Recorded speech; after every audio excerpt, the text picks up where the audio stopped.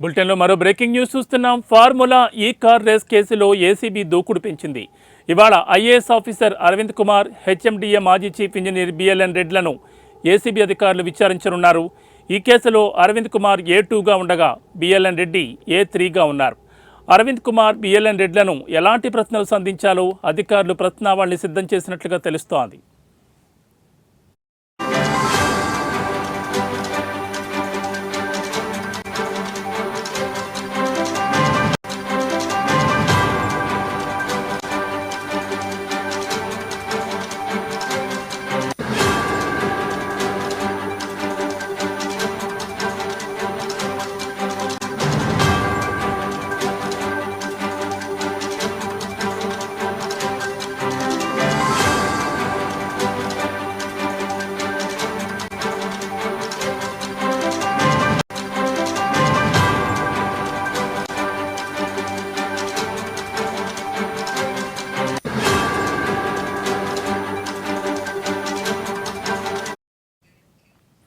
అనంతరం రేపు అరవింద్ కుమార్ ఇదే కేసులో ఈడీ విచారణకు హాజరు కావాల్సిండగా 10వ తేదీన బిఎల్ఎన్ రెడ్డి హాజరు కావాల్సింది. ఇప్పటికే ఈడీ అధికారులు వీరికి నోటీసులు కూడా జారీ చేశారు. వాస్తవానికి వీళ్ళిద్దరి ఈడీ విచారణ జనవరి 3, 4 తేదీల్లోనే జరగాల్సిండగా వీరు విచారణకు హాజరు కాలేదు. అవినీతి ఆరోపణలపై ఏసీబీ, నిధుల మళ్లింపు, ఫెమా ఉల్లంఘనలపై ఈడీ విచారణలు చేపట్టాయి.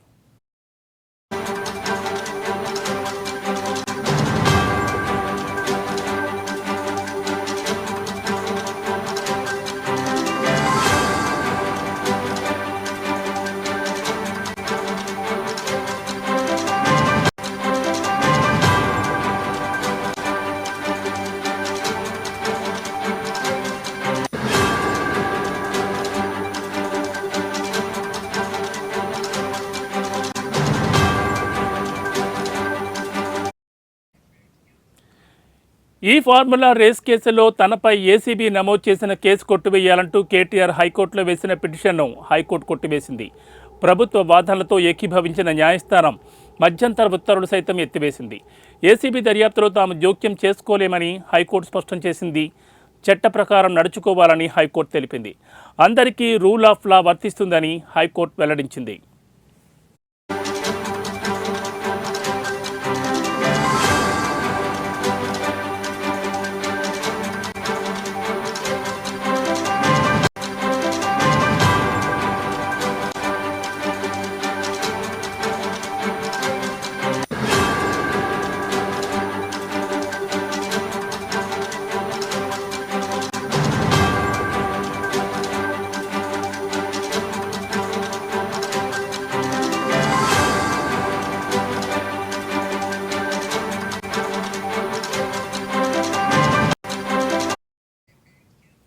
అయితే హైకోర్టు తీర్పుపై కేటీఆర్ సుప్రీంకోర్టును ఆశ్రయించారు. కేటీఆర్ లీగల్ టీం ఈ మేరకు సుప్రీంకోర్టులో పిటిషన్ ఫైల్ చేశారు. ఇవాళ లేదా ఈ పిటిషన్ విచారణకు వచ్చే అవకాశం ఉన్నట్లు తెలుస్తోంది. అయితే కేటీఆర్ కంటే ముందు ప్రభుత్వం సుప్రీంకోర్టులో కేవియట్ పిటిషన్ దాఖలు చేయడం కూడా తీవ్ర చర్చనీయాంశమైంది.